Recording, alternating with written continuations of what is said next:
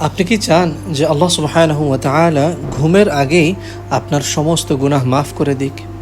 রাসূলুল্লাহ সাল্লাল্লাহু আলাইহি ওয়াসাল্লামের হাদিস, হযরত আবু হুরায়রা রাদিয়াল্লাহু তাআলা আনহু থেকে বর্ণিত। হাদিসের মাফহুম হলো, কোনো ব্যক্তি যদি ঘুমের আগে এই কালিমাটি পড়ে, লা ইলাহা ইল্লাল্লাহু ওয়াহদাহু লা শারীকা লাহু লাহুল মুলকু ওয়া লাহুল হামদ ওয়া হুয়া আলা কুল্লি শাইইন কাদির ওয়া লা হাওলা ওয়া লা কুওয়াতা ইল্লা বিল্লাহ সুবহানাল্লাহ ওয়াল হামদুলিল্লাহ ওয়া লা ইলাহা ইল্লাল্লাহ ওয়াল্লাহু আকবার। এই কালিমাটি পড়লে কি হবে? হাদিসের ভাষ্য মতে আপনার সমস্ত গুনাহ মাফ করে দেওয়া হবে, গুনাহ চাই সমুদ্রের ফেনা পরিমাণ হোক না কেন। 15 সেকেন্ডের ছোট্ট একটি কালিমা, কিন্তু এর প্রতিদান অনেক বড়, তাই না?